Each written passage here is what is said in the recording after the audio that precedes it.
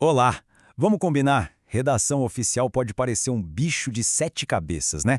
Cheia de regras, formalidades, um verdadeiro labirinto. Mas olha, hoje a gente vai acender as luzes desse caminho, desvendar as regras mais importantes, as mudanças que todo mundo precisa saber e, claro, dar umas dicas práticas para não ter mais erro. Quem nunca sentiu aquele friozinho na barriga na hora de escrever um ofício, um e-mail para uma autoridade ou até mesmo se preparar para uma prova de concurso?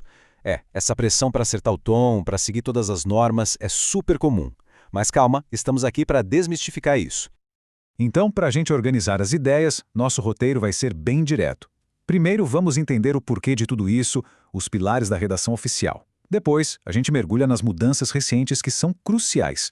Em seguida, vamos fazer uma patrulha para fugir dos erros mais comuns. E, para fechar, vamos ver que as regras podem mudar dependendo do lugar. Beleza, vamos começar pelo começo, né? Por que raios existem tantas regras? Para que tanta formalidade? Bom, a resposta está na função principal de tudo isso. Pensa assim, a redação oficial é basicamente a voz do poder público falando com a gente. Seja num decreto, numa lei ou num simples comunicado, o objetivo é um só: passar uma informação de interesse público. E para essa comunicação funcionar, ela tem que ser cristalina, sem espaço para dupla interpretação. E para garantir que essa voz seja sempre a mesma, confiável, representando o Estado e não uma pessoa específica, ela se apoia nesses 4 pilares. A impessoalidade quer dizer que quem fala é a instituição, não o indivíduo. A clareza e a concisão evitam confusão.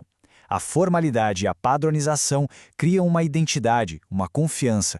E o uso da norma culta, claro, garante a correção e o respeito na comunicação. Agora vamos para a parte que todo mundo quer saber. O que mudou? Vamos ver como isso funciona na prática, principalmente com umas atualizações que pegam muita gente de surpresa em concursos e no trabalho. E aqui está uma das mudanças mais importantes, que veio para simplificar a vida. Sabe aquela dúvida cruel na hora de escolher o fecho de um ofício? Com protestos de estima e consideração? Esquece, pode riscar isso do seu repertório. A grande mudança que veio com o Manual de Redação da Presidência foi essa simplificação. Toda aquela lista enorme de fechos foi para o espaço. Agora a regra é super simples. Se está escrevendo para uma autoridade superior, use respeitosamente. Para todo o resto, mesmo hierarquia ou inferior, use atenciosamente. Pronto, fim de papo. Outra mudança que até hoje dá um nó na cabeça de muita gente é o acordo ortográfico. Ele é bem antigo, foi assinado lá em 1990, mas só começou a valer, para valer mesmo no Brasil, em 2013. E hoje, não tem choro nem vela. As regras estão em pleno vigor e precisam ser seguidas. E o impacto disso foi direto, em palavras super comuns do nosso dia a dia. Coisas que a gente aprendeu na escola, de repente, mudaram. O caso mais famoso foi o fim do acento agudo em palavras como ideia, assembleia e heróico. Aquele acento que diferenciava para o verbo de para a preposição também caiu fora. Certo, chegamos na parte em que a gente vira detetive. Vamos ligar o radar e caçar aquelas armadilhas que podem custar caro numa prova ou gerar um mal-entendido gigante no trabalho. Fique de olho! Vamos começar com um clássico da vida corporativa, um hábito quase automático. Quem nunca terminou o e-mail com um AT? É prático, rápido, todo mundo usa. Ou será que não deveria?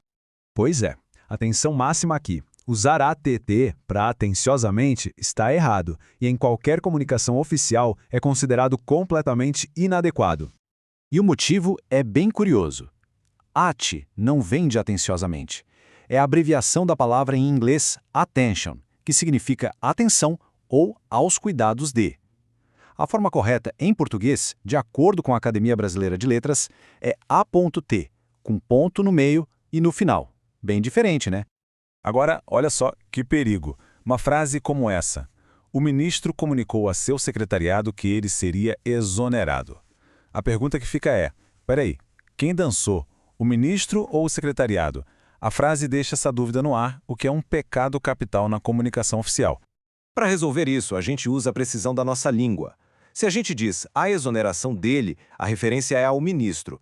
Agora, se usamos a exoneração deste, estamos nos referindo ao termo mais próximo, ou seja, o secretariado. Uma palavrinha muda tudo e acaba com a confusão. Para fechar nossa patrulha, um erro mais sutil, a quebra de paralelismo. Pensa que as partes de uma frase precisam conversar na mesma estrutura. Na frase errada, a gente mistura uma estrutura de infinitivo, economizar, com outra, que elaborassem. Não bate. O certo é harmonizar tudo, que economizasse energia e que elaborassem planos. Aí sim, o texto flui muito melhor. Bom, até agora, nosso foco foi total na comunicação do poder público. Mas é fundamental sacar que escrita formal não é uma coisa só. As regras do jogo mudam, e muito, dependendo do campo em que a gente está jogando. E para a gente ver isso na prática, vamos dar um pulo para o mundo acadêmico. Lá, o manual é outro. Quem já fez um trabalho de faculdade conhece bem essa sigla de 4 letras que causa arrepios. ABNT, Associação Brasileira de Normas Técnicas. E aí, o nível de detalhe é outro, completamente diferente. Olha só essa referência bibliográfica. O sobrenome em caixa alta, o itálico no lugar certo, cada ponto e vírgula, tudo é milimetricamente calculado. Aqui, o objetivo não é só a clareza para o cidadão comum, mas a padronização absoluta para que um pesquisador do outro lado do mundo consiga rastrear exatamente a fonte daquela informação.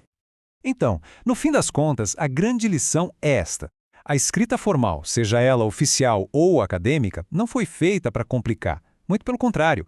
Todas essas regras, por mais diferentes que pareçam, servem a um mesmo propósito: garantir que a comunicação seja precisa, sem ruídos e que cumpra seu objetivo.